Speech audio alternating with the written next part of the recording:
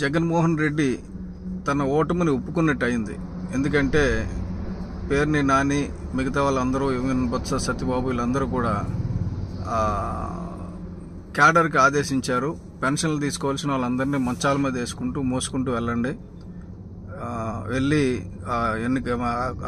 సచివాలయం దగ్గరికి వెళ్ళి అక్కడ పెన్షన్ తీసుకునేటప్పుడు స్లోగన్లు ఇవ్వండి అని.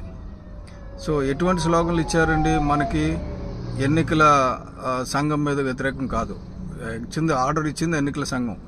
ఎన్నికల సంఘం మీద ఏం మాట్లాడకుండా చంద్రబాబు నాయుడు నశించాలి, టీడీపీ నశించాలి అనే ఒక పొలిటికల్ పార్టీని నిందిస్తూ స్లోగన్స్ ఇస్తూ తిరగడం ఎన్నికల ప్రవర్తన నియమావళికి కోడ్ ఉన్నప్పుడు అది వ్యతిరేకం. నంబర్ 1.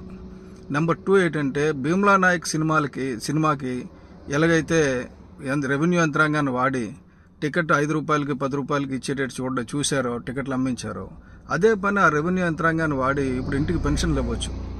ఇంటికి పెన్షన్లు ఇవ్వడం మానేసి, ఇంటికి తీసుకెళ్లి పెన్షన్లు ఇవ్వడం మానేసి అది సచివాలయంకి వచ్చి తీసుకోమని చెప్పింది ప్రభుత్వమే.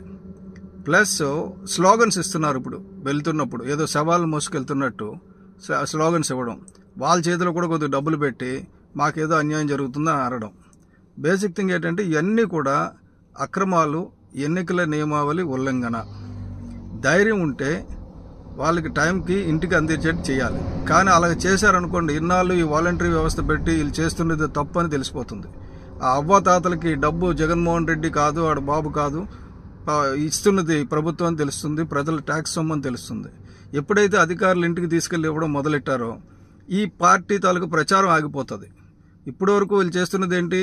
మీరు కానీ ఓటేయకపోతే ఈ పథకాలన్నీ ఆగిపోతాయి, నా ఉద్యోగం పోతుంది, మీరు ఎమోషనల్ బ్లాక్మెయిల్ చేయడానికి ట్రై చేశారు.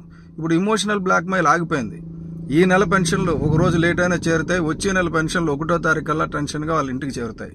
ఆ తర్వాత జగన్మోహన్ రెడ్డి సొమ్ము కాదు, ఇది మన సొమ్ము, మన బిడ్డల సొమ్ము, ఉద్యోగస్తుల సొమ్ము, ట్యాక్స్ కడుతున్న సొమ్ము అని చెప్పి తెలుసుకొని ప్రజలు నిష్పక్షపాతంగా ఓటేయగలుగుతారు. Thank you.